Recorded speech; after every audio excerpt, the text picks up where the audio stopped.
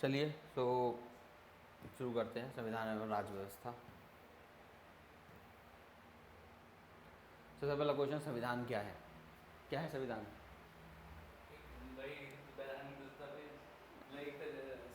लिखित चीज है जिसका मतलब उसमें रूल्स जो मन रेगुलेशन। में आया बोलो, टेंशन नहीं है। रूल्स एंड रेगुलेशन बताता है। तो आपसे परिभाषा बदलिए और आपसे याद रखिए, संविधान क्या है? संविधान एक सामाजिक करार है।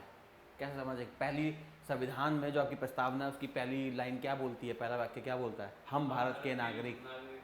क्यों बोला गया उसमें?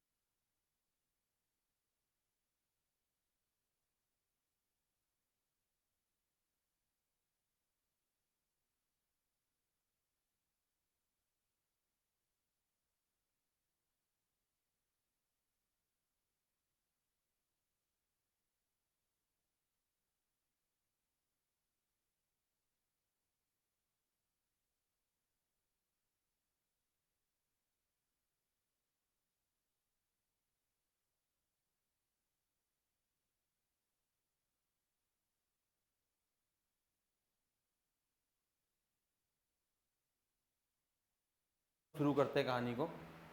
हाँ, संविधान। तो संविधान याद रखिएगा एक सामाजिक करार होता है, क्योंकि इसका पहला, इसीलिए पहली जो प्रस्तावना में पहला ही वाक्य क्या शुरू होता है? हम भारत के नागरिक। ये बताना चाहता है कि ये करार हुआ है। अब क्वेश्चन आता है, करार किन के बीच में हुआ है? भारत के 140 करोड़ लोगों के बीच में।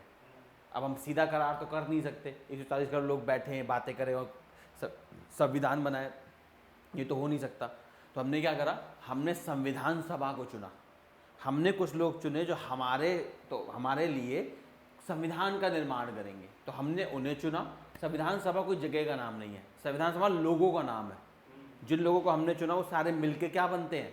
संविधान सभा। वो मान लो आपके घर में बैठ के संविधान बना दे तो आपका घर संविधान सभा हो गया। संविधान सभा कोई जगह नहीं है, ये बात हमेशा याद रखना। संविधान सभा जो संविधान के जितने लोग हैं जहाँ पे वो बैठे वो सभा बन गई, और संविधान के लोग बैठे तो क्या बन गई? संविधान सभा। तो आज के बाद आप याद रखें, संविधान क्या है? एक प्रकार का ये सामाजिक करार है। किनके बीच में? नागरिकों के बीच में। किस लिए? ताकि जो इसमें लिखा है, वैधानिक दस्तावेज आकांक्षाओं प्रतिबिंब करती हुई ये किसी देश की राजनीतिक व्यवस्था, न्याय व्यवस्था तथा नागरिकों के हितों की रक्षा करने के मूल ध्यान देता है। मतलब समझ में आया? इससे हमने क्या बनाया? इससे हमने रूल्स रेगुलेशन जिसे बोलते हैं, आपका न्याय हो गया, आपके न्यायपालिका होगी, कार्यपालिका हो गई, इनके मूल ढांचा बनाया। ये कैसा होगा, ये कैसे काम करेंगे, ये सब किसने फैसला लिया? संविधान ने। लेकिन संविधान किसने बनाया? हमने। तो अगर मान लो कोई क्वेश्चन है, वो पूछे कि भारत में सर्वोपरि कौन है, आपके ऑप्शन है भारत के नागरिक, संविधान, संसद या न्यायपालिका। क्या बनेगा आंसर? संविधान। अगर यही आप ब्रिटेन में चले जाएं तो ब्रिटेन में सबसे ऊपर कौन है? सर्वोच्च कौन है? संसद। ब्रिटेन में पहले संसद आई, फिर संविधान आया। भारत में पहले संविधान आया, फिर संसद आई। तो ये प्रक्रिया याद रखिएगा। हमने चुनी संविधान सभा, संविधान सभा ने बनाया संविधान, और संविधान ने क्या बनाया? सब कुछ। न्यायपालिका, कार्यपालिका, सब किसने बनाया? संविधान ने, जो जिसको हमारे द्वारा चुने हुए लोगों ने बनाया। तो सबसे ऊपर पैसे हम हुए देखा जाए तो, पर हमारे एब्सेंस में सबसे सेकंड नंबर पे कौन आ गया? संविधान। ठीक है, ये फर्क याद रखिएगा। अब बाकी कुछ प्रक्रिया इसे दोस्तों में हम डिवाइड करते हैं, आपको पता ही है। एक तो 1858 से पहले की और एक 1858 के बाद की है। क्यों फ़र्क है? क्योंकि 1858 से पहले का जो समय था वो किसका था? वो ईस्ट इंडिया कंपनी का था। याद रखिएगा, अगर सब क्वेश्चन पूछा जाए भारत को किसने कब्जाया, तो भारत को एक ब्रिटेन की प्राइवेट कंपनी ने कब्जे में लिया था, जिसका नाम है ईस्ट इंडिया कंपनी। तो भारत में जो उपनिवेशवाद की शुरुआत होती है वो ईस्ट इंडिया कंपनी से शुरुआत होती है। ब्रिटेन सरकार तो बहुत लेट आई थी। कब आई थी? 1857 की क्रांति के बाद। तो शक्ति का हस्तांतरण हुआ। पहले ईस्ट इंडिया कंपनी के कब्जे में था भारत, उसके बाद 1857 की क्रांति होती है और सीधा वो किसके कब्जे में चला जाता है? ब्रिटेन की सरकार के, ब्रिटेनिया सरकार के। तो इसलिए दो हिस्सों में भारत की, अगर हम आधुनिक इतिहास की बात करें, उसे भी हम दो हिस्सों में विभाजित करते हैं। एक हमारा होता है 1858 से पहले का, और एक है 1858 के बाद का। तो भारत का जो संवैधानिक आप बोले निर्माण है, वो भी दो हिस्सों में डिवाइडेड है, एक पहले का और एक बाद का। ठीक है, ये मेन चीज़ याद रखना। ये आप कह सकते हैं एक प्रकार का, इंग्लिश में से कहते हैं वाटर मार्क, ये एक लाइन जो डिवाइड कर रही है। ठीक है, अब इसमें कुछ अधिनियम जो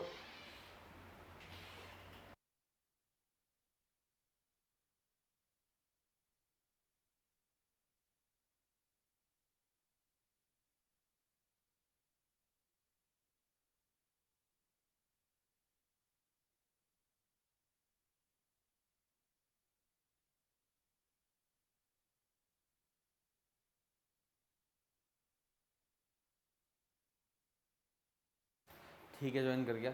मैं एक बार रिपीट कर देता हूँ, अभी स्टार्ट ही किया था हमने, मैं दोबारा रिपीट कर देता हूँ। तो हमने जो शुरुआत किया है, सबसे पहले हमने संविधान वर्ड से शुरुआत करी, इसका हमने मतलब समझा। संविधान क्या है?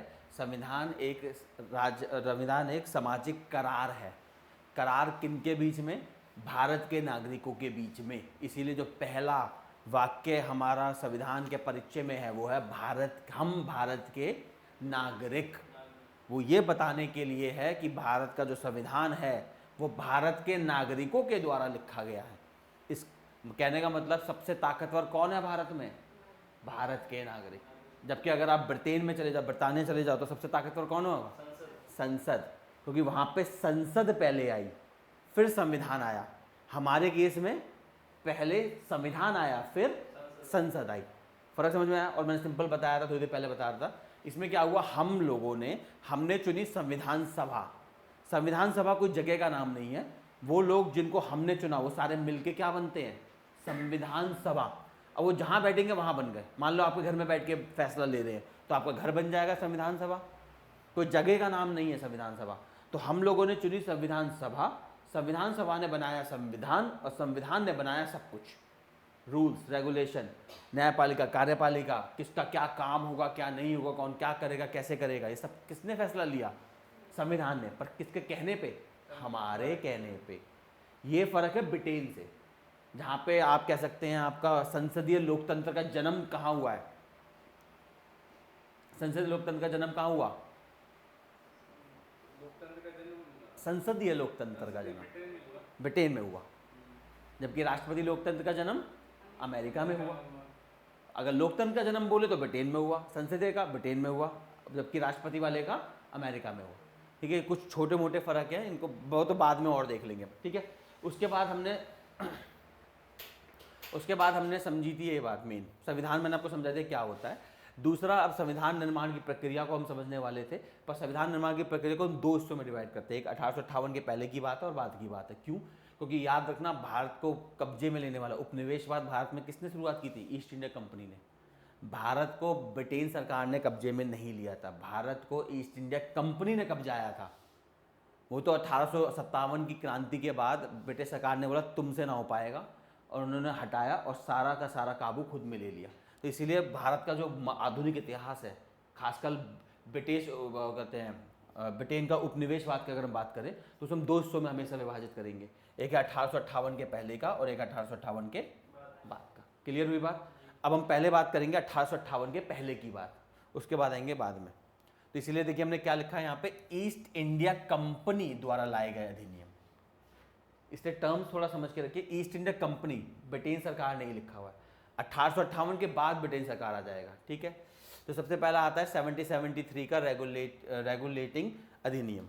इसमें क्या हुआ, ब्रिटिश प्रधानमंत्री, नाम याद रखिएगा, लॉर्ड नॉर्थ द्वारा गठित गुप्त कमेटी की सिफारिश पे से बनाया गया था। बस नाम आपको इतना याद रखना है, लॉर्ड नॉर्थ। सर ये मिल जाएगा नोट प्रिंटेड क्योंकि लिखने का? बिल्कुल मिल जाएगा।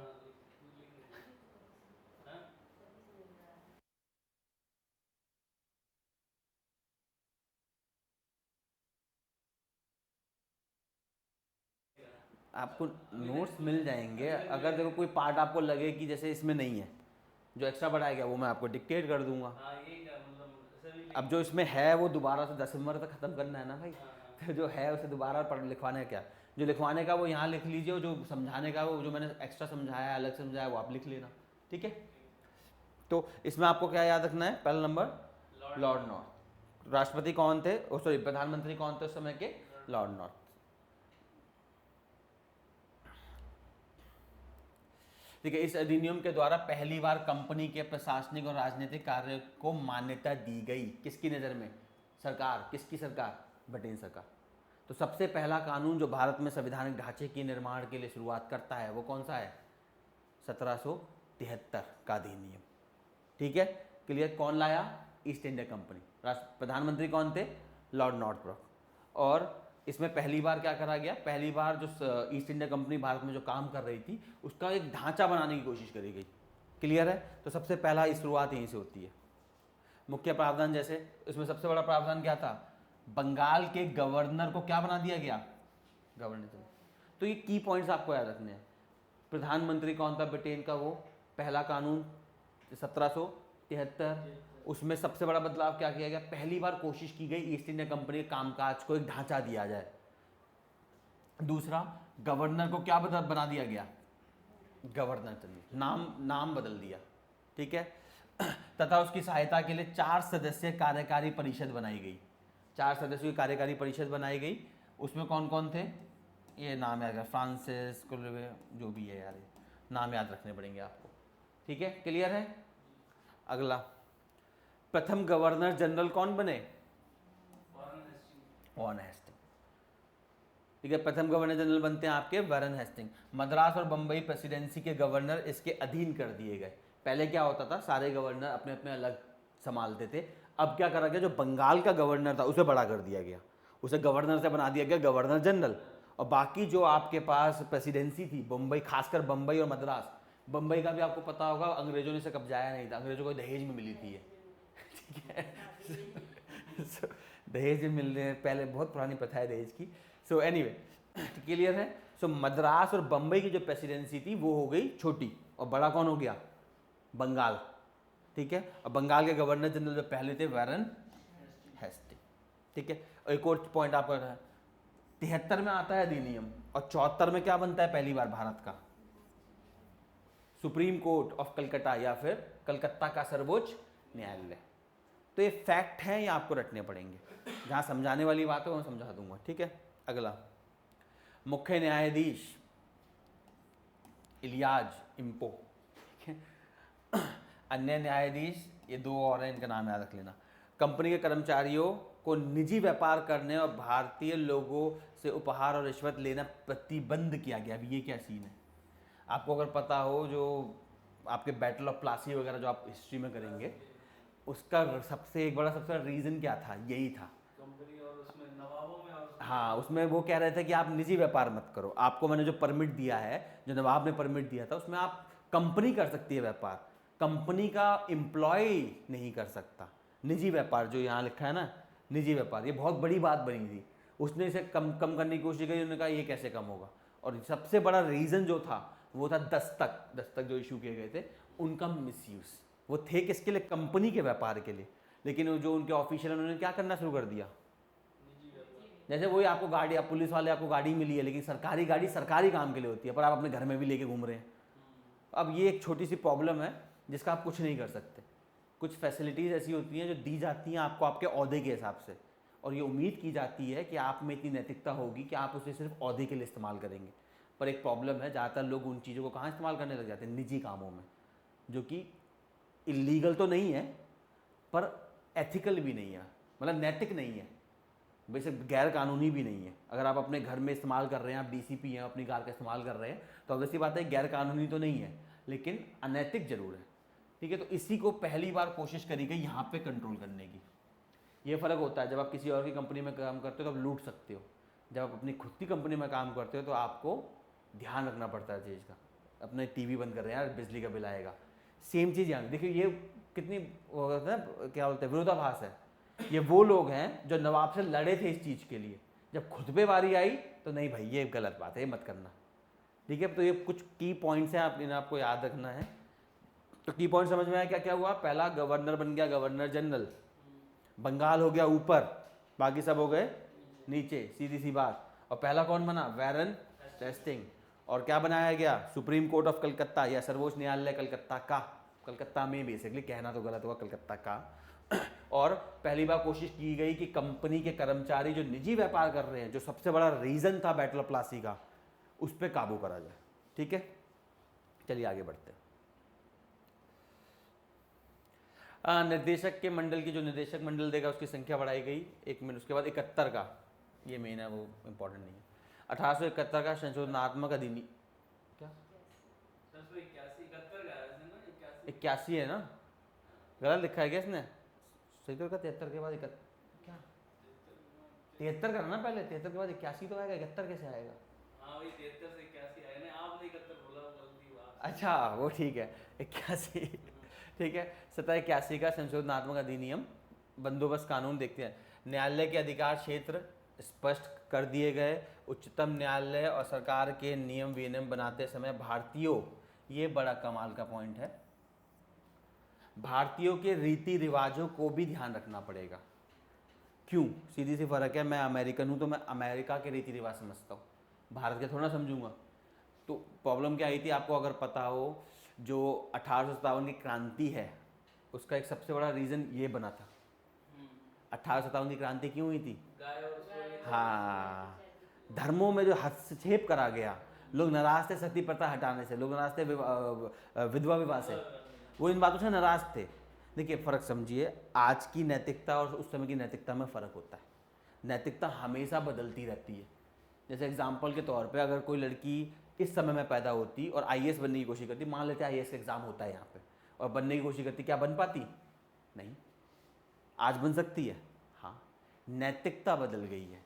एक ज़माना था 1860 में अमेरिका में एक क्रांति आती है, किस चीज़ के खिलाफ? स्लेवरी। ब्लैक लोग कहते हैं हम आपके स्लेव नहीं हैं, लेकिन तब भी ब्लैक वुमन ने ये बात नहीं बोली। उन्होंने नहीं बोला हमें मत का अधिकार दो। अमेरिका के संविधान में एक बड़ा शब्द लिखा है, all man are born equal. ये सारी चीज़ हम डिबेट करेंगे आगे हैं इसमें। All man are born equal, देखिए क्या लिखा है, ऑल मैन। आप कितने भी स्कॉलर पिक कर लेना, आप एक चीज़ हमेशा पाओगे, कभी भी औरतों को मर्दों के बराबर नहीं माना गया। मेरा बस पॉइंट ये है, क्या वो लोग गलत हैं? नहीं। अपनी नैतिकता के हिसाब से, उस जमाने की नैतिकता के हिसाब से वो लोग सही हैं। अगर आप आज की नैतिकता से उस जमाने की नैतिकता को जज करोगे तो गलत बात है।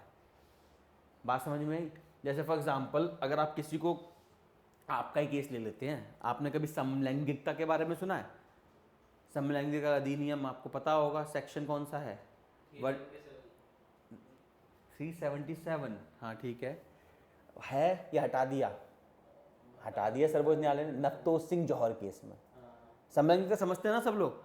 LGBTQ जिन्हें कहा जाता है, लेस्बियन, गे, बाइसेक्सुअल, ट्रांसजेंडर, क्यूअर। LGBTQ मतलब कि समलैंगिक। अंग्रेजों के कानून, क्यों? क्योंकि अंग्रेज है क्रिश्चियन, और क्रिश्चियनिटी क्या मानती है? क्रिश्चियनिटी मानती है कि भगवान ने एक औरत और मर्द का ही रिश्ता बनाया है और कोई नहीं। तो उनके मुताबिक एक मर्द और औरत के रिश्ते के अलावा जितने रिश्ते हैं वो सारे कैसे हैं? प्राकृत नहीं है। पर ये अंग्रेजों की नैतिकता कहती थी, हमारी नहीं। याद रखना, हमारे खुजराहों में आज भी टेम्पल पे बने हुए हैं सब, वहाँ पे समलैंगिक भी हैं और इंसानों जानवरों का भी है। हमारा पूरा का पूरा आपका कामसूत्र है। ये चीज़ों को आपको फ़र्क करना पड़ेगा। अंग्रेज जब भारत में आए तो सबसे पहला काम क्या करना था? उन्होंने हम पे कब्जा किया। पर शारीरिक कब्जा मानसिक कब्जे के मुकाबले में कमज़ोर होता है। अगर मैंने मानसिक कब्जा कर लिया किसी पे तो वो मेरा ज़िंदगी भर गुलाम है। शारीरिक कब्जा क्या? मैंने कनपट्टी में बंदूक रखी तब तक के लिए है, जैसी बंदूक हटी कब्जा हट गया। तो उसके लिए क्या बनाई गई? एक कमेटी। इस कमेटी का नाम क्या है? Lord Macaulay. उनको काम दिया गया। क्या काम दिया गया? उन्होंने बोला गया कि हमें भारतीयों के मानसिक कब्जा करना है। तो उन्होंने क्या बोला? सबसे, अगर आपको किसी को मानसिक रूप से कब्जे में लेना है तो पहले उनकी नैतिकता खत्म करिए, उसके लिए उनकी संस्कृति खत्म करनी पड़ेगी, और उसके लिए सबसे पहले क्या खत्म करना पड़ेगा? भाषा। इन्हें इंग्लिश में पढ़ाओ।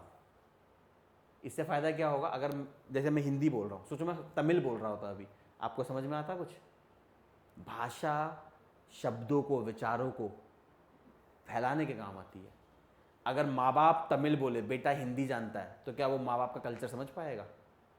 तो इसलिए सबसे पहले भाषा तोड़ी गई। ठीक है, तो इस ये यहाँ पे पॉइंट क्या है, भारत के रीति रिवाजों का ध्यान रखना हो, रखा नहीं गया है, ये रखना होगा है सिर्फ। इसका ध्यान ठीक से कब रखा जाएगा, 1857 की क्रांति के बाद।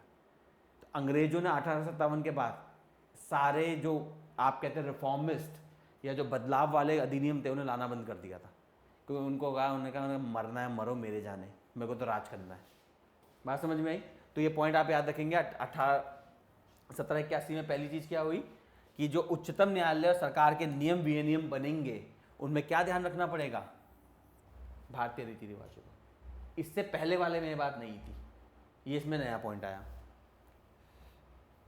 और प्रांतीय न्यायालय से अपील कहाँ लगेगी, गवर्नर जनरल के पास। मतलब सबसे बड़ा कौन हो गया, गवर्नर जनरल। बात समझे? तो उसमें दो नए बदलाव क्या करे गए। पहला बदलाव ये करा गया कि कोई भी नियम विनियम बनेंगे उसमें भारतीय रीति रिवाज का ध्यान रखना पड़ेगा। और दूसरी चीज़ क्या करी गई, जो प्रांतीय न्यायालय होंगे उनसे अपील कहाँ लगेगी, गवर्नर जनरल कौन है, वाराणसी। अब तो शायद बदल गया होगा, ठीक है, ठीक है।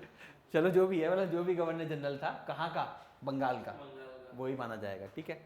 उसके बाद है पिट्स इंडिया एक्ट। अब देखिए एक चीज़ नोटिस करिए आपने, बाकी जितने आपके अधिनियम है वो 10 साल के गैप पे आएंगे, इसमें गैप बड़ा कम है, 3 साल का गैप है। जबकि बाकियों में आप देखिए 10-10 साल के गैप पे सारे लगभग, तो एक आध साल नीचे ऊपर हो सकता है। इसमें 3 साल का क्या, ऐसा इतना कम गैप क्यों करा गया? अब ये तो हमने वैसे इतिहास में पढ़ा होगा, ठीक है। मेन देखिए फ़र्क ये था, जब ईस्ट इंडिया कंपनी बना दी गई 1781 में, क्या होता है उसके आसपास एक कमेटी बनाई जाती है ब्रिटेन द्वारा। समझिए ब्रिटेन में बहुत सारी प्राइवेट कंपनियां थी, जैसे हमारे देश में भी बहुत सारी प्राइवेट कंपनियां, लेकिन अडानी अंबानी अमीर हो रहे हैं। उसी तरह से ईस्ट इंडिया कंपनी एक प्राइवेट कंपनी थी कई सारी कंपनियों में, और उसका वर्चस्व था ब्रिटेन और इंडिया की ट्रेड में। वो क्या करती थी, स्टार्टिंग में भारत का सामान लेके जाती थी ब्रिटेन और पूरी दुनिया में, पर जाना ब्रिटेन से होके होता था, क्योंकि ब्रिटेन में उसे टैक्स देना पड़ता था। उससे ब्रिटेन सरकार अमीर हो रही थी, वो माइंड नहीं करती थी। लेकिन क्या हुआ, धीरे धीरे बाकी लोग भी ताकतवर होने लगे। क्रांति का बदलाव समझिएगा, एक औद्योगिक क्रांति जो है उसमें बदलाव आ गया, ये मेन चीज़ है, इसलिए 3 साल के गैप में आया। औद्योगिक क्रांति बदल गई। औद्योगिक क्रांति आपको पता है ना, 70s में आई थी। कहाँ आई थी, ब्रिटेन में। किस में आई थी, कॉटन। ये 2-3 चीज़ें याद रखिए, फैक्चुअल है, बड़ी काम आती। तो औद्योगिक क्रांति कहाँ आई थी, ब्रिटेन में। किस में आई, कॉटन में। अब स्टीम इंजन भी थे, कॉटन स्टीम इंजन। अब कॉटन में औद्योगिक क्रांति आई। स्टार्टिंग में जो औद्योगिक क्रांति थी वो कैसी थी, जिसे हम बोलते हैं मर्केंटाइल। क्या होता है, याद रखना, स्टार्टिंग में ईस्ट इंडिया कंपनी भारत में, अब जो उसका उपनिवेशवाद था वो सिर्फ इतना था कि इंडिया से वो सामान लेगी और दुनिया में जाके बेचेगी, ब्रिटेन से होके जाएगी, लेकिन बेचेगी दुनिया में। तो वो पैसा कमाते थे इस तरीके से। लेकिन धीरे धीरे बदलाव आया। अब क्या हुआ, ब्रिटेन में औद्योगिक क्रांति आ गई। अब एक बात बताओ, मैं पहले आपका सामान लेता था, मैं क्या करता था, आपसे, आप कुछ बनाते हैं, मैंने खरीदा और जाके बेच दिया, बीच की कमीशन खा ली, ये काम करती थी ईस्ट इंडिया कंपनी। अब क्या हुआ, मैंने खुद की फैक्ट्री डाली, तो मैं आपका सामान बेचूंगा अपना। ये बदलाव करने की कोशिश की गई। बदलाव समझ में आया क्या करने की कोशिश करी गई? क्योंकि अब ब्रिटेन बन गया, खुद ही सामान बनाने लगा। तो अब इंडिया का क्यों बेचेगी ईस्ट इंडिया कंपनी, अब वो ब्रिटेन का बेचेगी इंडिया में। बात समझ में? इसलिए गैप कम है, क्योंकि सरकार चाहती थी कि दबाव डाला गया, जो बाकी जो वहाँ पे औद्योगिक पूंजीपति थे उन्होंने दबाव डाला ब्रिटिश सरकार पे कि आप एक काम करो, ईस्ट इंडिया कंपनी पे थोड़ा काबू बढ़ाओ। जो आपने ईस्ट इंडिया कंपनी को खुला छोड़ा हुआ है ना, खुले सांड की तरह वो कुछ भी कर रही है, उस पर थोड़ा काबू बनाओ। इसलिए 3 साल के गैप में आया ये। इसका मेन पर्पस था ईस्ट इंडिया कंपनी पे काबू बढ़ाना। ये थोड़ा इतिहास का पार्ट मैं बता रहा हूँ, क्योंकि इतिहास का ही चल रहा है। क्लियर है? ऑनलाइन अंजलि, अगर आपको कोई प्रॉब्लम हो ना तो आप अनम्यूट करके बोल भी सकते हैं और चैट बॉक्स में लिख भी सकते हैं, ठीक है। अब देखते हैं पिट्स इंडिया एक्ट में करा क्या गया, क्यों लाया गया, मैंने समझा दिया। याद रखना रीजन क्या है, औद्योगिक क्रांति, और उसके कारण ईस्ट इंडिया कंपनी का जो रोल बदल गया। एक मर्चेंट से वो क्या बन गई, प्रोडक्शन वाला बन गया। पहले वो यहाँ से लेती थी, ब्रिटेन से होते हुए दुनिया में बेचती थी, अब वो ब्रिटेन से लेगी और दुनिया में बेचेगी। ये रोल बदल गया तो इसलिए काबू बदलना पड़ा। उन्होंने प्रेशर डाला ईस्ट इंडिया ब्रिटिश सरकार पे, और ब्रिटिश सरकार ने कोशिश करी ईस्ट इंडिया कंपनी को काबू करने की। पर आपको पता है ना, एक साथ काबू नहीं होता, धीरे धीरे काबू करना होता है। और यही चीज़ आप देखेंगे, जैसे हम एक्ट में आगे बढ़ते जाएंगे, ब्रिटिश सरकार का ईस्ट इंडिया कंपनी पे काबू बढ़ता चला जाएगा। ठीक है। और एक्चुअली 1857 की क्रांति ना बहाना था। ब्रिटिश सरकार औद्योगिक क्रांति के बाद फैसला ले चुकी थी, उस पर दबाव बहुत ज़्यादा था वहाँ के उद्योगपतियों का कि आप ईस्ट इंडिया कंपनी पर काबू लाइए। पर वो रीज़न देखा होता ना, आप किसी को पसंद नहीं करते तो आप एक रीज़न का वेट कर रहे होते, तू बस लड़ ले मेरे से, फिर मैं तेरे को बताऊँगा। और वो लड़ाई उन्हें मिल गई 1857 में। तो 1857 बहाना था एक्चुअली, वो तो पहले से काबू शुरू कर दिया था उन्होंने। ठीक है। अब जल्दी से पढ़ते क्या हुआ। कंपनी के राजनीतिक और व्यापारिक कार्यकलापों को अलग कर दिया गया। तो देखिए, राजनीतिक और व्यापारिक दोनों अलग हो गए, पहले दोनों साथ में थे। पॉलिटिकल और इकोनॉमिक पावर साथ में थी, अब दोनों क्या कर दिया गया, सेपरेट कर दिया गया, अलग कर दिया गया। इस प्रकार इस अधिनियम के माध्यम से भारत के द्वैध शासन, ये पहला पॉइंट याद रखना, पिट्स इंडिया एक्ट 1784 में क्या होता है, ड्यूअल रूल या फिर द्वैध शासन की शुरुआत होती है। 2 बार भारत में द्वैध शासन आया है। एक रॉबर्ट क्लाइव के टाइम में बैटल प्लासी में, वो आप हिस्ट्री में पढ़ लेना, बैटल प्लासी का जमाना था। और एक ये था, कानूनी तौर पे यहाँ पे है, और बैटल प्लासी के बाद भी हुआ था, द्वैध शासन हुआ था। ठीक है। इस अधिनियम को ब्रिटिश ताज के स्वामित्व वाला पहला वैधानिक दस्तावेज कहा गया। देखिए वही चीज़ जो मैंने आपको बताई, ब्रिटिश ताज का स्वामित्व। इससे पहले कौन फ्री घूम रहा है, ईस्ट इंडिया कंपनी। इसके बाद किसने, क्राउन ने बोला कि तुम मेरे चेले हो, मेरे अंडर का राजा मत बनो। पर ये क्यों हुआ मैंने आपको समझा दिया। इसका रीज़न क्या है, औद्योगिक क्रांति।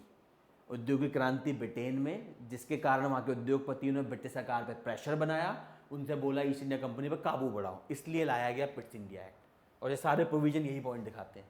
उनके राजनीतिक और आर्थिक दोनों अलग किए गए, द्वैध शासन बनाया गया, और क्राउन की पावर बढ़ाई गई, यानी कि ब्रिटिश ताज का स्वामित्व बढ़ाया गया। ठीक है। बाकी इंग्लैंड में 6 सदस्यीय नियंत्रण, देखिए बताइए, इंग्लैंड में नियंत्रण मंडल, इस सारे पॉइंट एक ही बात बताते हैं कि ब्रिटिश सरकार क्या बताना चाह रही थी, तुम हमारे हो, राजा मत बनो। ठीक है। बाकी ये सब याद रख लेना, ये जो भी है चांसलर ऑफ जो भी है सचिव वगैरह होते हैं, ये पोजीशंस बनाई गई थी सारी की सारी। और ये नियंत्रण मंडल कहाँ है, कंट्रोल यूनिट या नियंत्रण मंडल कहाँ पे है, ये ब्रिटेन में। इससे फ़ायदा क्या हुआ, जो यहाँ के नौकर चाकर हैं वो इन्फ्लुएंस नहीं कर पाएंगे। अगर ये इंडिया में बनाया गया होता तो इसका, इस पे जो इन्फ्लुएंस होता इंडिया का ज़्यादा होता ब्रिटेन के मुकाबले में। इसे बनाया ही ब्रिटेन में गया ताकि ब्रिटेन, अब देखो ब्रिटेन में मान लो आपका एसपी, डिस्ट्रिक्ट का जो सुपरिटेंडेंट पुलिस होता है, मान लो आपका एसपी रहता है ब्रिटेन में, तो वो किन की बातें ज़्यादा समझेगा, ब्रिटिश की या हमारी, ब्रिटिश की। इसलिए नियंत्रण मंडल को ब्रिटेन में तो लॉजिक लगाओगे ना तो फैक्ट रटना नहीं पड़ेगा, सिंपल सा लॉजिक लगाओ, औद्योगिक क्रांति हुई, मुझे कब्जा चाहिए, तो कॉमन सेंस है, मैं नियंत्रण मंडल कहाँ बनाऊंगा, ब्रिटेन में, इंडिया में, ब्रिटेन में, ताकि ब्रिटेन के लोगों की बात ज़्यादा सुनी जाए। जो ब्रिटेन के उद्योगपति दबाव डाल रहे हैं ब्रिटिश सरकार पे कि ईस्ट इंडिया कंपनी पे काबू लाओ, वो ज़्यादा हो सके। क्लियर है बात। चलिए, बाकी ये तो सिंपल सा पॉइंट है, ये पॉइंट ज़्यादा इंपॉर्टेंट थे। गवर्नर जनरल की परिषद की संख्या 4, पहले 4 थी पिछले वाले में, अब कितनी कर दी गई, 3 कर दी गई। इसका मेन पर्पस ये था कि गवर्नर जनरल को ज़्यादा पावर मिल जाए। एक बंदे को तो वो स्वयं कर ही लेगा। 4 लोगों में डाउट ये था कि हो सकता है अगर वोटिंग हुई किसी बात पे, कोई फैसला लेना है, जहाँ मेजोरिटी वहाँ वोटिंग चला जाएगा फैसला, तो कोशिश ये करी गई थी कि गवर्नर जनरल पे ज़्यादा पावर आ जाए। क्यों, उसे डायरेक्ट कौन अपॉइंट कर रहा है, क्राउन। बात समझ में आ रही है। चलिए आगे बढ़ते हैं। तो पिट्स इंडिया एक्ट बहुत ज़रूरी है, इसने एक प्रकार से बहुत बड़ा बदलाव लाया था। ठीक है, भारत में वैसे ये देखा जाए तो संविधान तौर पे तो इतना इम्पोर्टेंट नहीं है ये, पर आप कंपनी के तौर पे कह सकते हैं। ठीक है, 1786 के देख लेते हैं, संशोधनात्मक अधिनियम। इस अधिनियम के लाए जाने का कारण गृह सरकार के क्षेत्र में जिस द्वैध शासन की स्थापना की गई थी, इसके कारण में काफ़ी विलम्ब, आपसी टकराव, वो तो होना ही था। आपका पॉलिटिकल विंग वहाँ बैठा है, इकोनॉमिक विंग यहाँ बैठा है, ये कुछ यहाँ के लोग यहाँ के लोगों के हिसाब से बोलेंगे, वहाँ के लोग वहाँ के लोगों के हिसाब से बोलेंगे, तो क्या होगा, विरोधाभास तो होना ही होना है। इसलिए इसे लाया गया था। इसमें बदलाव किया, गवर्नर जनरल को सर्वप्रथम सेना का सर्वोच्च सेनापति बना दिया गया। कहने का सिंपल सा मतलब है, पहले 4 से 3 लोग करे गए और फिर क्या करा गया, गवर्नर जनरल को पावर दे दी गई। क्रम देखिए वही चल रहा है, कोशिश करी जा रही है कि गवर्नर जनरल जिसको क्राउन या सिंहासन जो भी है वो अपॉइंट कर रहा है, उसकी शक्तियां बढ़ाई जा सके। क्लियर है? कोई doubt? Aditi clear? Yes sir. ठीक है। उसके बाद चार्टर शुरू होते हैं, देख लेते हैं। चार्टर अधिनियम 1793 क्या है बोलता है, ब्रिटिश संसद द्वारा पारित प्रथम चार्टर एक्ट। तो अभी तक जितने थे वो रेगुलेशन टाइप के थे, अधिनियम। ये पहला क्या बना है आपका, किसने पास किया है ये पहला? ब्रिटिश सरकार ने, संसद ने, सॉरी ब्रिटिश संसद ने। तो ये पॉइंट याद रखेंगे आप, ब्रिटिश संसद द्वारा पारित पहला और प्रथम आपका जो एक्ट है वो कौन सा है, चार्टर एक्ट 1790। हाँ अजय जी आप माइक बंद कर सकते हैं थोड़ी देर के लिए, जब आपको बोलना आप ऑन कर सकते हैं। कंपनी के व्यापारी एधाकीकरण को 20 साल के लिए बढ़ा दिया गया। बोर्ड ऑफ कंट्रोल को सभी कमिश्नरों के वेतन भारतीय स्वराज से राजस्व से दिया जाना लगा। बोर्ड ऑफ कंट्रोल, जो यहाँ पे 2 विभाजन किए गए थे उनमें से एक है बोर्ड ऑफ कंट्रोल। कंपनी के 2 विभाजन हुए थे जिसे द्वैत सरकार बोला गया हमने, उसमें से बोर्ड ऑफ कंट्रोल को ताकत दे दी गई कि वेतन जो होगा भारतीय राजस्व से जाएगा। ब्रिटिश भारतीय क्षेत्र में लिखित विधियों द्वारा प्रशासन की नींव रखी गई तथा सभी कानूनों व विनियमों की व्याख्या के अधिकार न्यायालय को प्रदान किए गए। इतना इंपॉर्टेंट नहीं है, ये मेन याद रखिएगा, ठीक है। फैक्चुअल है, रखना पड़ेगा, जितना समझा सकता समझा दिया मैंने। अगला देखते हैं, चार्टर अधिनियम 1813 क्या है, कंपनी का व्यापारिक एधाकीकरण समाप्त कर दिया गया। देखिए यही हो रहा था, जब से औद्योगिक क्रांति आई तब से क्या करा जा रहा था, ईस्ट इंडिया। मैंने आपको बताया ना, आप गैस थोड़ा सा आइडिया लगाएंगे तो गैस कर सकते हैं। 76 के आसपास आती है औद्योगिक क्रांति आपका ब्रिटेन में, तब से सिर्फ एक ही काम हो रहा है, ब्रिटिश सरकार का काबू बढ़ाया जाए ईस्ट इंडिया कंपनी पे, और ईस्ट इंडिया कंपनी का जो एकाधिकार चल रहा है, जो मोनोपोली चल रहा है, उसको घटाया जाए। धीरे धीरे काटा गया। पहले 4 लोगों की गवर्नर जनरल काउंसिल बनाई गई, 4 की जगह पे 3 कर दिए गए। उसके बाद पावर दे दी गई गवर्नर को, और उसके बाद फाइनली क्या करा गया, इसे किसी भी चीज़ को आपको मारना हो तो धीरे धीरे तो मार पाओगे, तो इसे धीरे धीरे मारा गया, ठीक है। लेकिन चाय छोड़ दी गई थी, उन्होंने कहा तुम चाय बहुत पसंद है तुम्हें तो करते रहो, और चाय के साथ चीनी तो चाहिए ही चाहिए, ठीक है। तो चाय और चीन के साथ खेलते रहो तुम। ये 2 चीज़ें थी, चीन और चाय, जहाँ पे अधिकार रहा। तो मतलब पहले ईस्ट इंडिया कंपनी की मोनोपोली एक अधिकार था, वो भारत से कुछ भी लेती थी, ब्रिटेन के पहले पोर्ट जाती थी, वहाँ पे करती थी टैक्सेस, और फिर दुनिया जाती थी। अब क्या करा गया, 2 चीज़ें छोड़ दी गई सिर्फ, एक है चीन और दूसरा है चाय। चाय ज़्यादातर वैसे अमेरिका वगैरह जाती है, आपको पता है अमेरिका में क्रांति का एक रीज़न ये भी था, चाय की वजह से, जिसे T party, Boston T party बोलते हैं। हाँ वो तो चलो आपने विश्व इतिहास में पढ़ा होगा, एक रीज़न ये भी था, ठीक है। चलो ठीक है, ईसाई मिशनरियों को भारत में धर्म प्रचार प्रसार की छूट दे दी गई। ये तो देखो हमेशा से ही रहा है, इसमें क्या हमें बुरा मानना चाहिए। इमेजिन करो, जैसे मेरा नाम है विकास गुप्ता, ठीक है, मैं मान लो मैं गुप्ता एम्पायर का फाउंडर हूँ, मैंने कल चाइना को कब्जा लिया, सबसे पहला काम मैं क्या करूँगा चाइना के साथ, यस, ये देखो कॉमन है ये किसी। और मैंने आपको ना, कभी भी आप अगर एक अच्छे सर्वेंट या सिविल सर्वेंट या कुछ भी बनना चाहते हैं तो सबसे पहले आपको एक चीज़ बनी थी, मैकियावेली के स्कॉलर रहे हैं, उन्होंने बोला है cold blooded person. Cold blooded का मतलब ये नहीं है कि आप नैतिक अनैतिक ना समझें, कोल्ड ब्लडेड का मतलब है एक्साइट नहीं होना है, चीज़ों को धैर्य रख के समझदारी से समझना है। ये नहीं कि हाँ क्रिश्चियन मिशनरी या कन्वर्जन करते हैं, यस करते हैं, रीज़न क्या है, रीज़न ये क्रिश्चियनिटी बिलीव करती है इस बात में कि हम ही एक आखिरी धर्म है, जैसे इस्लाम बिलीव करता है हम ही एक आखिरी धर्म है। अगर आपको पता हो, इस्लाम, क्रिश्चियनिटी, जुडाइज़म तीनों भाई बहन रिलीजन है, तीनों आपस में है। जैसे हमारे केस में हिंदुज़म से निकला क्या, सिखिज़म, सिख जो हिंदू से निकला, गुरु नानक क्या थे, हिंदू पैदा हुए थे, सिख बना दिया। महावीर जैन, हिंदू पैदा हुए थे, जैन बना दिया। गौतम बुद्ध, हिंदू पैदा हुए थे, बुद्धिज़्म बना दिया। उसी तरह से आपका जुडाइज़म से निकलता है क्रिश्चियनिटी, ज्यू जो है, जीसस ज्यू था जिसने क्रिश्चियनिटी बनाई। इस्लाम आता है क्रिश्चियनिटी के बाद। आपको जान के साथ हैरानी होगी, इस्लाम में जीसस एक प्रॉफिट है, मसीहा है, एक लौता नहीं है। इस्लाम में जीसस भी मेंशन है। इस्लाम और क्रिश्चियनिटी एक्चुअली क्या है, भाई बहन टाइप के। हम क्रोनोलॉजी में नहीं जाएंगे, पर इतना याद रखना कि तीनों रिलीजन कैसे हैं, एक तरफ है, तीनों एक दूसरे से निकले हैं। जिस तरीके से हमारे केस में 4 रिलीजन एक साथ निकलते हैं, जैसे हिंदुज़म से निकला आपका Jainism, Buddhism and Sikhism. Clear है ये बात? तो मैं इसलिए बोल रहा हूँ कि इस बात को ज़्यादा बुरा मत मानो। ये हर राजा की प्रवृत्ति है, चाहे हमारे अशोक रहे हों, चाहे गुप्ता एम्पायर में कितना हुआ ये सब। गुप्ता एम्पायर में गुप्ता ने क्या अपनाई थी, अशोका ने बुद्धिज्म अपनाया। लेकिन एक बात याद रखना, ऐसा नहीं है कि अशोका ने तलवार के दम पे बुद्धिज्म में कन्वर्जन नहीं करवाए गए थे।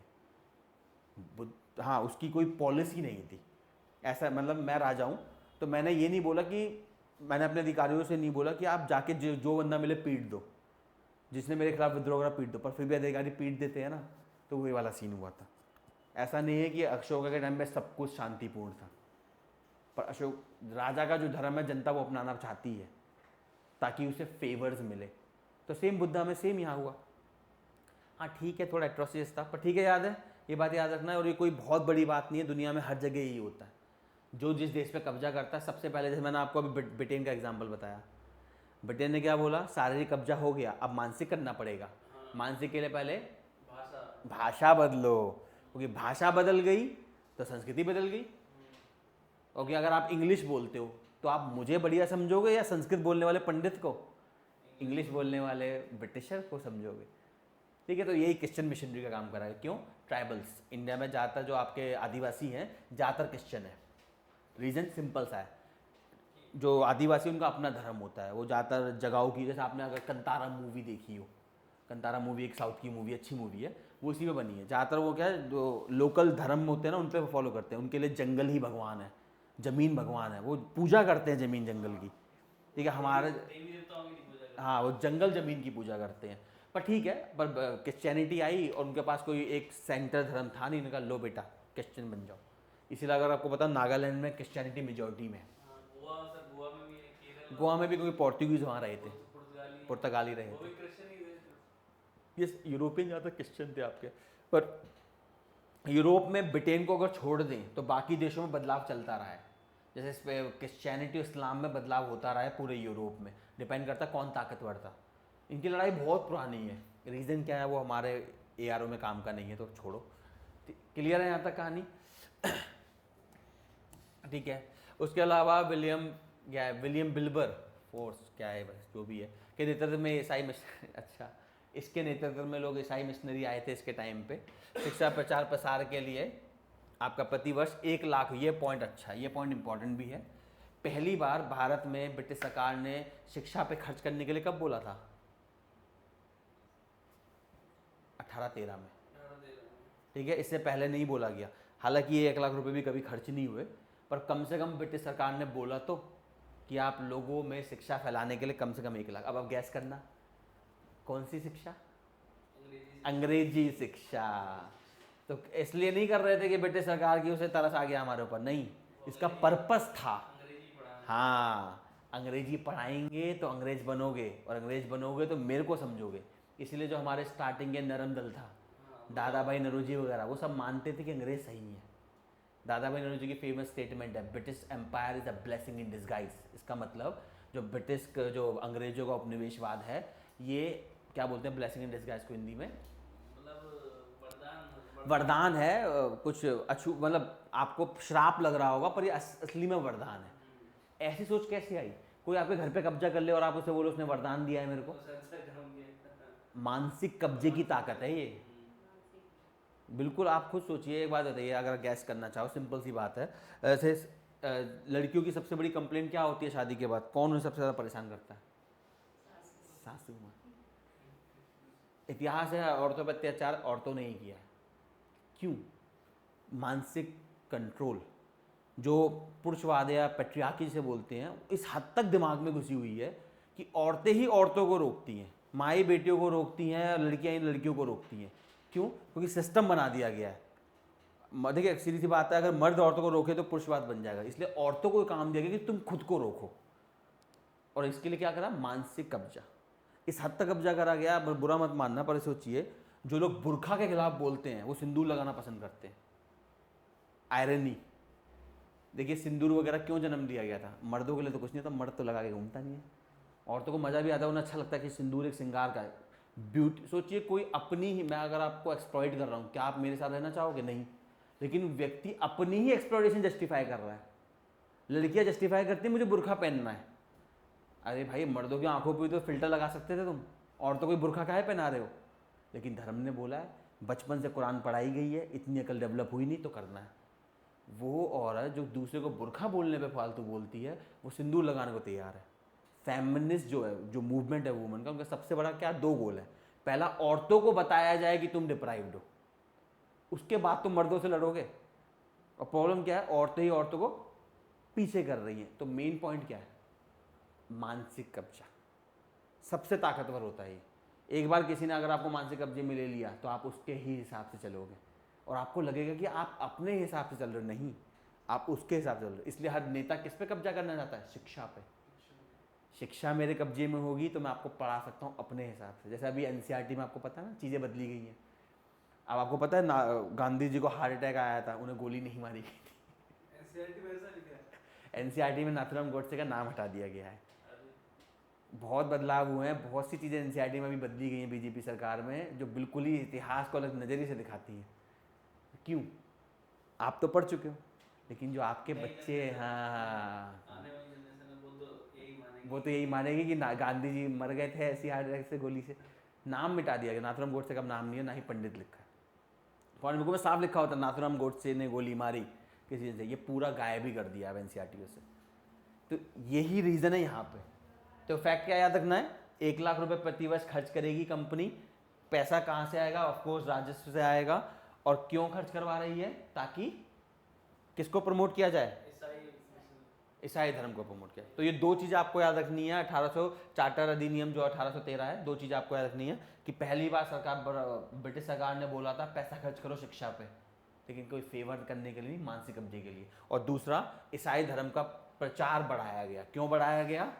वही सेम रीज़न, आप मेरा धर्म मानते हो, मेरी भाषा बोलते हो, तो आप मेरे साथ जुड़ोगे, ना कि भारतीय के जो विद्रोह कर रहे हैं उनके साथ। ठीक है, तो ये आपको याद रखना। अगला, चार्टर अधिनियम 1833, कंपनी के व्यापारिक एकाधिकार को पूरी तरह समाप्त कर दिया गया। ये तो होना ही था। धीरे धीरे तोड़ रही थी ब्रिटिश कंपनी को, पिट्स इंडिया एक्ट से तोड़ना शुरू हुआ। आते आते 1833 में क्या हुआ, पूरी तरह से ही तोड़ दिया। जो उसका एकाधिकार था पूरी तरह से खत्म हो गया।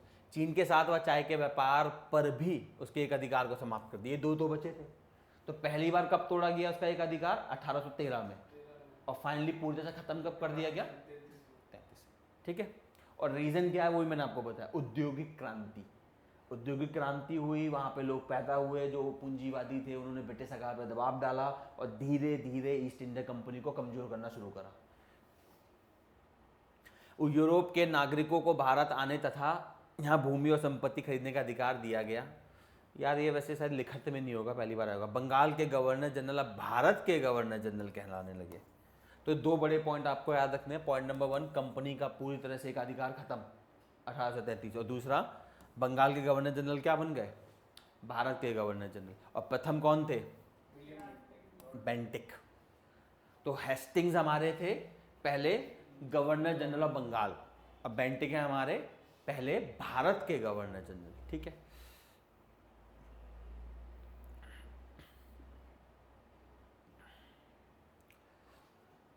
ये उसी का पॉइंट है सर। गवर्नर जनरल के परिषद में एक चौथा सदस्य, विधि सदस्य जोड़ा गया। ये क्या होता है विधि सदस्य? पहले चौथा, 3 थे जो आपने 3 हो गए थे गवर्नर जनरल को। चौथा जोड़ा गया है।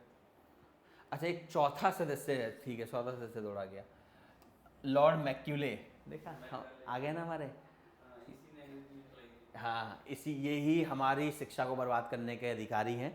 ठीक है, इन्होंने ही शिक्षा प्रणाली, ये हमारे क्या बने, कानूनी सदस्य बने थे। इन्हीं ने पहला हमारा लॉ लाया था, जो आज आईपी, जो बीएनएस हो गया है, भारतीय न्याय संहिता जिसे आज बोला जाता है, जिसे पहले भारतीय दंड संहिता बोलते थे, आईपीसी। ये सारा का सारा जो भी प्रपंच है किसका बनाया हुआ है? Lord Macaulay. हमारी शिक्षा प्रणाली किसकी बनाई हुई है? लॉर्ड मैक्यूले जी की। ठीक है, सब कुछ इन्हीं का बड़ा चंगा दिमाग चलता था इनका इन चीज़ों में। चलिए फाइन, जो भी है ठीक है। विधि आयोग की स्थापना की गई, लॉर्ड मैक्यूले इसके अध्यक्ष बने, मैंने बताया था ना। विधि आयोग, एजुकेशन एक्ट जितने बने थे सब में लॉर्ड मैक्यूले जी बैठे हुए थे हमारे। और उसे क्या बोलते हैं, मैक्यूले माइन्यूट। शिक्षा के लिए जो आया था उसे क्या बोला जाता है, मैक्यूले माइन्यूट। याद रखना, MINUTE। माइन्यूट होता है मतलब छोटे छोटे पॉइंट्स लिखे जाते हैं ना जब किसी के लिए, उसमें। इस अधिनियम के अंतर्गत दास प्रथा को भी समाप्त करने की घोषणा की गई। समाप्त हुई नहीं पर घोषणा कर दी गई थी कि अब दास प्रथा नहीं होगी, स्लेवरी बेसिकली अब से आगे। और रीजन सिंपल सा है, दास प्रथा क्यों, दुनिया से स्लेवरी क्यों हटाई गई, किसी को आइडिया है कुछ? ऐसी हमारा मन करा किसी दिन उठे, नहीं, अमेरिका में खत्म हुई थी इससे। पर क्यों खत्म हुई ये मैंने पूछा। फिर उसके ऊपर क्रांति हुई थी अमेरिका में। क्या हुई थी? क्रांति। हाँ क्रांति तो हुई थी, पर क्यों हुई? हर चीज का दुनिया में एक रीजन होता है। आंसर वही है, औद्योगिक क्रांति। एक बार बताओ, मैंने उद्योग लगाया है, मुझे क्या चाहिए? मुझे एक वर्कर चाहिए जिसमें क्वालिटी हो, जिसमें जब चाहे हायर करूं जब चाहे फायर करूं। ये बदलाव हुआ। औद्योगिक क्रांति ने, एक बात समझो, स्लेवरी, दास प्रथा हमने इसलिए नहीं हटाई कि हमारा दिल बड़ा हो गया था, हमने इसलिए हटाई थी कि इसकी ज़रूरत खत्म हो गई थी। उसकी जब आपका सामंतवाद का समय था, सामंतवाद फ्यूडलिज्म जैसे इंग्लिश में कहते हैं, उसमें क्या होता था, जैसे इंडिया में ज़मींदारी एक प्रकार का सामंतवादी बोल सकते हैं। इंडिया में प्रॉपर सामंतवाद कभी नहीं आया, पर अगर हल्का पुल्का कहना चाहे तो ज़मींदारी बनता है। उसमें क्या होता था, जो मध्यकालीन यूरोप था उसमें एक होता था लॉर्ड, इसलिए कई लोगों के नाम क्या लगता था, लॉर्ड ये मैक्यूले, लॉर्ड वैक्यूले, ये सारे एक प्रकार से पूंजीपति कह सकते हैं आप इन्हें। इनके पास बहुत ज़मीन हुआ करती थी, ठीक है, इनके पास खेती बाड़ी सब कुछ था। और खेती में मुझे चाहिए होता है स्लेव या दास, ठीक है। फैक्ट्री में मुझे दास नहीं चाहिए, फैक्ट्री में मुझे एक वर्कर चाहिए जिसको मैं जब चाहे हायर करूं जब चाहे फायर करूं। तो अमेरिका में जो ऊपर का अमेरिका था, नॉर्दर्न अमेरिका, वो औद्योगिक क्रांति देख चुका था। और जो नीचे का अमेरिका था, सदर्न अमेरिका, उसमें औद्योगिक क्रांति नहीं आई थी। तो जो साउथ वाले थे उनके लिए दास जरूरी थे, जो नॉर्थ वाले थे उनके लिए दास जरूरी नहीं थे। तो समझिए, दास प्रथा भी हमने इसलिए नहीं हटाई क्योंकि हमारा दिल बड़ा हो गया, इसलिए हटाई क्योंकि इसकी ज़रूरत खत्म हो गई थी। उसके लिए हम दूसरी चीज़ ले आए ना, करार। अब होती है ना, करार पे नौकरियां मिलती हैं, कॉन्ट्रैक्ट एम्प्लॉयमेंट, वो कम है क्या दास प्रथा से? चलो एनीवे, समझ में आया। तो दो तीन चीज़ आप समझ गए। भारत में अंग्रेजी शिक्षा क्यों लाई गई, मानसिक कंट्रोल करने के लिए। कौन लाया? Lord Macaulay. भारत में जितने लीगल कोड्स आपके बने, IPC, CRPC, CPC, सब किसने बनाए? Lord Macaulay. और ये बंदा कहाँ से आया? ये आपका 1833 में आया। क्यों आया? क्योंकि जो ब्रिटिश सरकार थी उसने फैसला लिया था कंपनी को ध्वस्त करने का, कंपनी के एकाधिकार को ख़त्म करने का। क्रॉनोलॉजी बन गया, लिंक बन गया। दास प्रथा खत्म क्यों हुई? क्योंकि औद्योगिक क्रांति ब्रिटेन में आ चुकी थी, उन्हें दासों की जरूरत नहीं थी, उन्हें चाहिए थे वर्कर। जैसे इंडिया में भी कितनी ब्रिटिश कंपनी फैक्ट्री थी, सबसे ज़्यादा ब्रिटिश का इंडिया में कहाँ था? जूट, बंगाल की साइड, ज्योग्राफी में आप करेंगे, जूट बंगाल की साइड, वहाँ पे सबसे ज़्यादा कंट्रोल किसका था? ब्रिटेन का था। हमारा था कॉटन में, मध्य महाराष्ट्र गुजरात की साइड पे, ठीक है। पर ये सब इसी के चक्कर में हुआ। आगे चलकर 1843 में ये क्या लिखा? लॉर्ड एलनबरो, हो भाई साहब, के शासनकाल में प्रतिबंधित किया गया। क्या दास प्रथा की बात हो रही होगी? अगला देखते हैं। पर मेन पॉइंट याद है इसमें 33 में? क्या मेन पॉइंट आपको याद रखना है? पहला, ईस्ट इंडिया कंपनी का एकाधिकार पूरी तरह से समाप्त। जो एग्जीक्यूटिव काउंसिल है, जो भी बोलते हैं, उसमें चौथा व्यक्ति ऐड किया गया, लॉर्ड मैक्यूले, ठीक है। दास प्रथा को खत्म करने की कोशिश की गई, खत्म नहीं हुई, वो बाद में खत्म होती है, 43 में जाके खत्म होती है, ठीक है। अब देखते हैं चार्टर अधिनियम 1853। इस अधिनियम के अंतर्गत कोर्ट ऑफ सदस्यों की संख्या में कमी कर, दो थे ना, एक बोर्ड ऑफ कंट्रोल था, एक कोर्ट ऑफ डायरेक्टर्स था। तो कोर्ट ऑफ की बात दो, और कब बने थे? Pitt's India act. Pitt's India act हमने पढ़ा, पिट्स इंडिया में दो हिस्से करे गए थे, बोर्ड ऑफ कंट्रोल और कोर्ट ऑफ डायरेक्टर्स। तो एक कोर्ट ऑफ डायरेक्टर्स की बात हो रही है, फिर कोर्ट ऑफ सदस्य, और एक आपका बोर्ड ऑफ कंट्रोल की बात हुई थी, ठीक है। संख्या में कमी, ये इंपॉर्टेंट पॉइंट नहीं है। कितनी कर दी गई? 24 से 18। हाँ, सभी सेवाओं में नियुक्ति, यहीं से हाँ, ICS, पहले इसे बोलते थे ICS, इंडियन कोवेनेंट सर्विस। 1858 में ICS बन जाती है, इंपीरियल सिविल सर्विस, और 1950 में बन जाती है इंडियन सिविल सर्विस। तो 3 हिस्सों में बटी। शुरुआत होती है आईसीएस के फॉर्म में, आईसीएस यानी कि Indian covenant service. East India company के अंदर बोलते थे इसे इंडियन कोवेनेंट सर्विस। ब्रिटिश सरकार के अंदर इसे बोलते थे इंपीरियल सिविल सर्विस। इंपीरियल मतलब एक प्रकार से राजशाही वाला सीन होता है, और आज़ादी के बाद इसे बोलते हैं Indian civil service. Administrative service मतलब वही आईएएस तो उसका हिस्सा है, इस सर्विस का नाम। यूपीएससी मतलब वैसे बोलते हैं। हाँ, यूपीएससी से एग्जाम कंडक्ट करते हैं, सिविल सर्विस एग्जाम कहते हैं। जितनी ये सर्विसेज सिविल है, हाँ सिविल बोलते हैं। इसमें एक है आईएएस। आईएएस होती है उस टाइम, लेकिन सर केवल हाँ, सी वही मानी जाती थी बेसिकली। एसपी वगैरह बाद में आए थे। हाँ ये बाद में उस टाइम केवल डीएम कलेक्टर वाले इसीलिए आपका क्या बोलते हैं, इसीलिए नेहरू जी ने क्या कहा था इंडियन सिविल सर्विस के बारे में? Indian civil service is neither Indian nor civil nor service. Nehru ji ने खुद कहा था कि इंडियन सिविल सर्विस ना ही भारतीय है, ना ही सिविल है, ना ही सेवा है। क्यों? क्योंकि इसकी नींव किसने रखी थी? और भारत की प्रगति में सबसे बड़ा अगर रोड़ा है इस वक्त, कौन है? यही है। ये तो आप जब हम पंचायत पे आएंगे तब मैं एक पॉइंट समझा दूंगा आपको। पंचायतें कमज़ोर क्यों हैं? क्योंकि डीएम ताकतवर है। एक म्यान में 2 तलवारें नहीं हो सकती, तो उसमें डीएम भी नहीं हो सकता और पंचायत भी नहीं। पंचायतों को कमज़ोर रखा गया है ताकि डीएम ताकतवर रहे। और डीएम को ताकतवर क्यों रखा गया है? उसे कौन अपॉइंट करता है? मुख्यमंत्री, ताकि मुख्यमंत्री ताकतवर रहे। जब तक डीएम नहीं हटेगा तब तक पंचायत नहीं चलेगी। हमें डीएम को कमज़ोर करना है, उसकी शक्तियाँ कहाँ देनी है? पंचायतों को देनी है, नहीं तो पंचायत का होना ना होना बराबर है। ये सबसे बड़ी कमी है पंचायतों में। चलो एनीवे, क्लियर है यहाँ तक कहानी? ठीक है, तो याद रखना, जो आप so called Indian civil service या फिर कोवेनेंट बोलते थे, इनकी नींव कब रखी गई? कौन सा अधिनियम था यार? 53। तो 1853 में इनकी नींव रखी गई। सभी सेवाओं में नियुक्ति किससे की जाएगी? प्रतियोगी परीक्षा के द्वारा की जाएगी। कोर्ट ऑफ डायरेक्टर, मैंने बताया 2 हैं आपके पास, board of control and court of director. किसने बनाए थे 2 हिस्से? पिट्स इंडिया एक्ट, द्वैत सरकार जब आई थी। Court board of control and court of directors. तो जो आपका कोर्ट ऑफ डायरेक्टर्स को नई प्रेसिडेंसी बनाने के अधिकार व पुरानी की सीमाओं में परिवर्तन करने का अधिकार दिया गया। अच्छा, मतलब कोर्ट ऑफ डायरेक्टर को अधिकार दिया गया कि वो नई प्रेसिडेंसी, जैसे बॉम्बे हो गया आपका, बंगाल वगैरह, नई बना भी सकता है, पुरानी को हटा भी सकता है। ठीक है, जो भी है, मेन ये याद रखना कि पहली बार प्रतियोगी परीक्षा कब आई थी? 1853 में।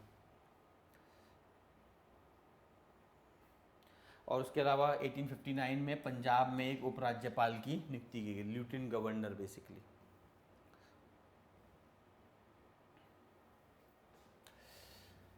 ये दूसरा इंपॉर्टेंट पॉइंट है। इस अधिनियम के द्वारा भारतीय प्रशासन में विधायिका और कार्यपालिका के बीच स्पष्ट भेद किया गया। कहने का मतलब शक्तियों का विभाजन। पहले कार्यपालिका विधायिका एक ही थी, पहली बार क्या कह गया? दोनों में स्पष्टता लाई गई कि विधायिका अलग है, कार्यपालिका अलग है। जैसे अभी होता है हमारे पास, विधायिका अलग होती है, कार्यपालिका अलग होती है, दोनों का अलग अलग काम है। और ये तीनों इससे किसके हैं? राज्य के। एक वर्ड है स्टेट, पॉलिटी कॉन्सेप्ट है स्टेट। स्टेट का मतलब क्या होता है? किसको आइडिया है? राज्य। हाँ, क्या होता है इसका मतलब?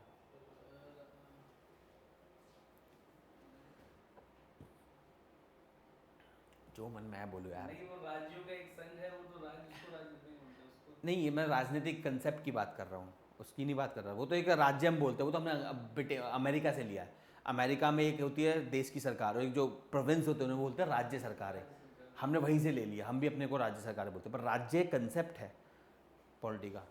देखिए, राज्य का सिंपल सा मतलब होता है कोई भी सीमा है, यानी कि टेरिटरी, जिसमें कुछ लोग रहते हो यानी कि पॉपुलेशन, और जिसके ऊपर कोई सॉवरन बैठा हो यानी कि सरकार। तीनों को मिला दो बनता है राज्य। TPS। एक टेरिटरी यानी कि सीमा, जिसमें क्या हो? कुछ लोग रहते हो, और जिसके पास क्या हो? एक सॉवरन हो। जैसे क्या मैं इस क्लास को राज्य बोल सकता हूँ? इस परिभाषा का इस्तेमाल करो। लोग बैठे हैं, मतलब एक यहाँ पे सीमाएं हैं, क्लास सीमा दिख रही है, लोग हैं, क्या यहाँ पे सॉवरन या संप्रभु कोई है? नहीं है। मतलब हम ठीक है, हमारी बात अलग है, लेकिन संप्रभु नहीं है। ठीक है, नहीं, आप आपको बात में तो आप हैं ही। आप संप्रभु हैं। अपने आप को मान ठीक है, तो बेसिकली चलो ठीक है, क्लास का एग्जाम्पल तुमने बना लिया। अंटार्कटिका एक कॉन्टिनेंट है ना, नीचे की साइड पे महाद्वीप, क्या अंटार्कटिका एक राज्य है? नहीं रहा तो नहीं है, क्यों नहीं है? क्योंकि वहाँ सब सरकार नहीं है, हाँ, वहाँ पे सीमाएं हैं, सीमाएं हैं, लेकिन ना आबादी है ना सरकार है। तो कोई भी ऐसी जगह जहाँ पे ना ही आबादी हो ना ही सरकार हो, वो राज्य नहीं होता। तो ये तीनों चीज़ें जरूरी है, सीमा होनी चाहिए, आपका आबादी होनी चाहिए और एक सरकार होनी चाहिए, ये मिलके बनता है राज्य। क्लियर है? इस पॉइंट को याद रखिएगा। क्यों? और राज्य के 3 हिस्से होते हैं। राज्य के 3 हिस्से, ये तो देखो अभी हम थोड़ा हिस्ट्री वाला पार्ट चल रहा है, जब आगे हम आएंगे ना प्योर कंसेप्ट पे तब ज़्यादा बेटर समझेंगे। राज्य के 3 हिस्से कौन कौन से होते हैं? कार्यपालिका, विधायिका, न्यायपालिका। और ये हमने क्यों करा? क्योंकि पहले राजा महाराजा होते थे, उनमें शक्ति एकीकरण होता था। हमने कहा एकीकरण नहीं चाहिए, हमें क्या चाहिए? विभाजन चाहिए। तो हमने उस एक व्यक्ति की शक्तियों को 3 हिस्सों में डिवाइड कर दिया, क्योंकि पहले राज्य राजा एक ही बात था। अब हमने कहा नहीं, अब सबसे ऊपर कौन है? हम। इसलिए पहली लाइन क्या है संविधान की प्रस्तावना की? हम भारत के लोग। तो हमने बोला जब हम सबसे ऊपर, तो हम सारी शक्ति एक व्यक्ति को नहीं देंगे। हमने कहा हम इस शक्ति का विभाजन करेंगे हिस्सों में, और इस तरीके से हमने 3 चीज़ें बनाई, न्यायपालिका, कार्यपालिका एंड विधायिका। क्लियर? चलो, तो वही पॉइंट ये कह रहा है, पहली बार विधायिका और आपकी कार्यपालिका में स्पष्ट, आपका क्या बोलते हैं, स्पष्ट भेद कब किया गया था? आपका जो भी था ये बात पढ़ लेना दीदी। ठीक है, विधि संसदीय के गवर्नर जनरल के कार्यकारी परिषद का स्थायी सदस्य बना दिया गया। अरे पता नहीं। अगला, भारत शासन अधिनियम 1858 किसके बाद आया है? 57 का। इसीलिए इसे बोला, इसे विक्टोरिया प्रोक्लेमेशन भी कहा जाता है। क्वीन विक्टोरिया समय वहाँ पे थी, तो क्वीन विक्टोरिया, इसे मैग्ना कार्टा भी बोला गया था, भारत का मैग्ना कार्टा। मैग्ना कार्टा क्या था, कुछ आइडिया है किसी को? ज्योग्राफी में कुछ होता है, नहीं, ज्योग्राफी में नहीं होता, पॉलिटी में ही होता है। पॉलिटी में होता है, नहीं हाँ, वैसे कंसेप्ट वहाँ बन सकता है। हाँ हाँ, बोला जाता है संविधान, लक्ष्मीकांत में पढ़ा होगा, एक लाइन थी वो क्या, मैग्ना कार्टा ब्रिटेन के बारे में होगा, 1313 में, 1337। उसका मैग्ना कार्टा कहा जाता है। हाँ, 1337 में कभी आया था। कैसे हुआ था, मैंने आपको बताया, समय बदलता रहता है, चीज़ें बदलती रहती हैं। हम अभी लोकतंत्र में हैं, क्योंकि मुझे लगता है लोकतंत्र आखिरी है। नहीं हो सकता है कोई और व्यक्ति है जिसमें दिमाग हो, कोई और नई प्रणाली बना दे। एक चीज़ मैं इंसानों के बारे में जानता हूँ, हमारी कोई लिमिट नहीं है एवोल्यूशन की। हम जब हमें लगता है ना कि अब ये आखिरी पॉइंट है, तभी कोई नया आइडिया आ जाता है। अभी लोकतंत्र है, अभी जितने आइडिया उनमें बेस्ट लगता है मुझे, पर जरूरी नहीं कि ये परफेक्ट है, हो सकता है कोई नया आइडिया आ जाए, अभी हमें नहीं पता। कोई होता है ना, टायर बनाने में सदियाँ लग गई, पर बनने के बाद तो सबको पता था।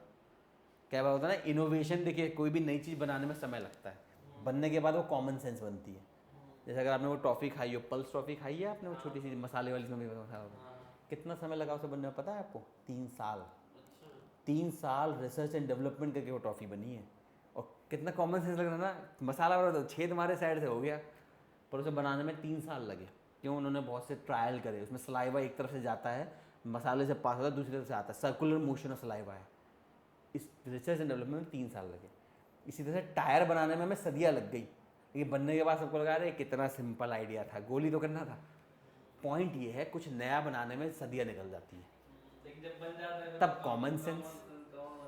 तो वही पॉइंट है हमारे यहाँ पे, कॉमन सेंस बन गया। लेकिन जो ब्रिटेन में हुआ था, ब्रिटेन में जो वहाँ के पूंजीपति वगैरह थे ना, बिजनेसमैन क्लास थी, उन्होंने राजा को एक लड़ाई में हरा दिया, वहाँ ब्रिटेन के राजा को, और उससे एक संधि साइन करवाई। उस संधि में ये लिखा गया था, जो रूल बना, no taxation without people's approval. कहने का मतलब, आप हम पे कर नहीं लगाएंगे जब तक हम ना बोले। मतलब पहली बार क्या हुआ, लोकतंत्र के बीज डाले गए। क्योंकि राजप्रथा में क्या, राजा सब कुछ करता है। राजा ने बोल दिया 20% कर, तो देना पड़ेगा। निर्मला सीतारमन तो वापस ले सकती है, पर राजा थोड़ा ना वापस लेता, राजा ने जो बोला वो कानून। लेकिन लोकतंत्र में तो ऐसा नहीं होता। लोकतंत्र में जिसे कानून पसंद नहीं, विद्रोह करो, जैसे हमारे कृषि कानून के साथ हुआ था, वापस लेना पड़ा था। लेकिन राजशाही में ये नहीं होता है। लेकिन पहली बार ऐसा हुआ, कि वहाँ के मर्चेंट्स ने, वहाँ के जो बिजनेसमैन थे, उन्होंने राजा को हराया और राजा से एक संधि साइन करवाई जिस पर राजा ने लिखा कि मैं बिना आपकी मर्जी के आप पे कर नहीं लगाऊंगा। तो ये बोल, इसीलिए इसे मैग्ना कार्टा कहते हैं, मैग्ना कार्टा ऑफ ब्रिटेन, जहाँ पे लोकतंत्र की नींवें रखी गई, या बोल सकते हैं बीज डाले गए पहली बार। उसी तरह से इसको क्या बोला जाता है, मैग्ना कार्टा ऑफ इंडिया। हमने नहीं बोला, ये अंग्रेजों ने खुद की तारीफ करी है, ठीक है, हमने उन्हें कुछ नहीं बोला। और ये लाया क्यों गया, जैसे मैंने आपको बताया 1857 की क्रांति के बाद ब्रिटिश सरकार तो बैठी थी पिट्स इंडिया एक्ट के टाइम से, 76 के आसपास आती है औद्योगिक क्रांति। वहाँ के उद्योगपति दबाव डालते हैं ब्रिटिश सरकार पे कि ईस्ट इंडिया कंपनी को ख़त्म करो, और वहाँ से वो राजनीति वहाँ चल रही थी ब्रिटेन में। ब्रिटिश सरकार बस वेट कर रही थी कि मुझे एक मौका मिल जाए पेलने का, मिल गया। और सबसे पहला काम उन्होंने क्या करा, ईस्ट इंडिया कंपनी का रूल ख़त्म किया। सारी शक्तियाँ किसके पास आ गई, ब्रिटिश सरकार के पास, ठीक है। तो ये सबसे बड़ा बदलाव याद रखिएगा। 1858 से पहले भारत में राजा कौन था, ईस्ट इंडिया कंपनी। 1857 से पहले भारत में राजा कौन था, ईस्ट इंडिया कंपनी। 1857 के बाद भारत में राजा कौन है, ब्रिटेन की सरकार। क्लियर, चलो अब जल्दी से पढ़ते हैं, इसमें लिखा गया है। ये जैसे मैंने बताया 1857 के विद्रोह के बाद लाया गया था इस अधिनियम के उद्देश्य भारत पे शासन के और अपना, ठीक है। भारत का शासन कंपनी के हाथ से लेके ब्रिटिश क्राउन को सौंप दिया गया, हो गया। भारत सचिव है secretary of India of state, secretary of state for India, for 2 bar for India लिखा है, को कहकर पुकारा गया। एक नया भारत का सचिव बनाया गया जिसे क्या बोला गया, secretary of state for India.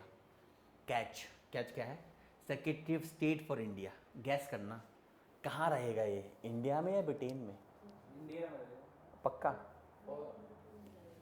Secretary of state for India ना, भारत सचिव।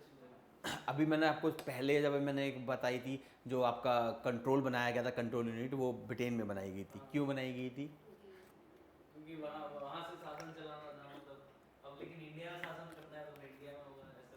इंडिया में ब्रिटेन सरकार को इंडिया में शासन करना है, कब्जे में लाना है ब्रिटिश सरकार को। अब सारे शास्त्र वो क्या चाहते हैं, सब कुछ, ये एक्चुअली ब्रिटेन की जो कैबिनेट थी उसका हिस्सा था। जैसे अब हमारी कैबिनेट होती है ना, कैबिनेट मंत्री होते हैं, तो ये एक मंत्री था ब्रिटेन की कैबिनेट का, ठीक है। और ये धीरे धीरे इससे नुकसान पता क्या हुआ, पहले हमारा वॉइसरॉय कैसा भी था तो इंडिया में, और वो सुप्रीम था, उसके ऊपर कोई नहीं था इंडिया में। अब उसके ऊपर एक और बंदा है, secretary of state for India, और वो कहाँ है, ब्रिटेन है। ये ब्रिटिश क्या बोलते हैं, कैबिनेट का वो था, परिषद का क्या बोलते हैं इसे, मेंबर था। जैसे हमारा होम मिनिस्टर वगैरह होता है ना, उस तरीके से बंदा था, और ये गवर्नर के ऊपर बैठा हुआ था वो। अच्छा, ब्रिटेन में बैठा होता है। हाँ, पॉइंट पढ़ा नहीं मैंने कभी आज तक। गवर्नर जनरल के ऊपर इसे बैठाया गया था। तो इससे हमारा नुकसान क्या हुआ, जो न्याय हमारे से दूर था वो और दूर हो गया।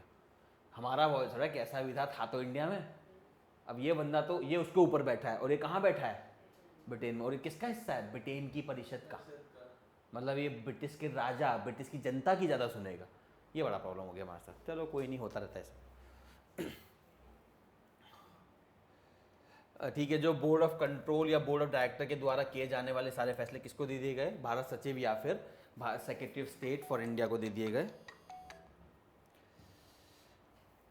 भारत सचिव के परामर्श के लिए 15 सदस्य भारत परिषद का गठन हुआ। तो अब आपको समझना है, 2 परिषद हो गई। पहले एक ही परिषद थी, एक था भारत का गवर्नर जनरल और उसकी परिषद, जिसमें बताया ना पहले 4 थे, फिर 3 करे गए, फिर मैक्यूलर लाया गया। यहाँ पे अब क्या 2 परिषद हैं, एक है परिषद ब्रिटेन में और एक है परिषद इंडिया में। एक है गवर्नर जनरल की परिषद और एक है वॉइसरॉय सेक्रेटरी ऑफ स्टेट की परिषद, जिसका नाम क्या रखा गया, कहाँ गया, जिसे बोला गया भारत परिषद। तो जो भारत की परिषद वो कहाँ है, ब्रिटेन में है। उसका हेड कौन है, भारत सचिव। हाँ, भारत सचिव या फिर secretary of state for India, ठीक है। दोनों को कंफ्यूज मत करना, एक इंडिया में अलग है, इंडिया में भी है, लेकिन वहाँ वॉइसरॉय की है, वो वॉइसरॉय की परिषद है, इंडिया में है, और जो ब्रिटेन में है वो भारत परिषद है, और उसका हेड कौन है, भारत सचिव या फिर secretary of state for India, ठीक है। और इंडिया वाली अलग है। हाँ, और इसके तहत एक और बदलाव क्या है, गवर्नर जनरल को अब क्या बोलने लगे हम लोग, वॉइसरॉय। और पहला वॉइसरॉय कौन बना हमारा, लॉर्ड कैनिंग, ठीक है। लॉर्ड है इसका मतलब समझ जाओ। लॉर्ड इसके अंडर में बहुत हाँ, बहुत सारी प्रॉपर्टी है, ये सामंतवाद का हिस्सा है।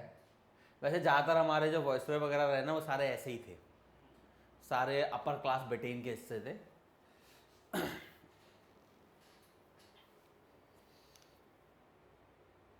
ये क्या हमने कुछ मिस नहीं? ठीक है ठीक है, पॉइंट इसी हाँ ऊपर है। ठीक है, ऐसे करके आया ना, ठीक है। ये एक पॉइंट रह गया ऊपर। ये उसी के ऊपर पॉइंट है ना, ये डबल डिवीजन। क्या लिखा है, भारत जनरल को के काउंसिल के नियुक्ति भारत सचिव द्वारा।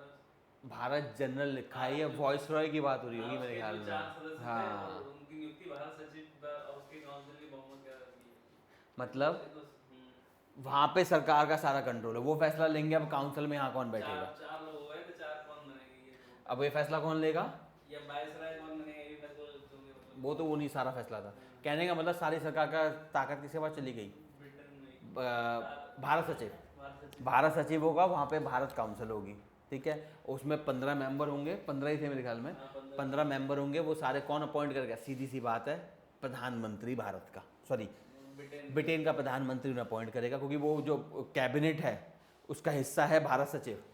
भारत सचिव खुद ब्रिटेन की कैबिनेट का हिस्सा है, और कैबिनेट का चीफ कौन होता है? प्रधानमंत्री। तो प्रधानमंत्री डिसाइड करेगा कौन बनेगा भारत सचिव। वही महारानी थी प्रधानमंत्री, विक्टोरिया थी। नहीं, संसदीय प्रणाली अच्छी तरह से आ गई थी। आ गई विक्टोरिया।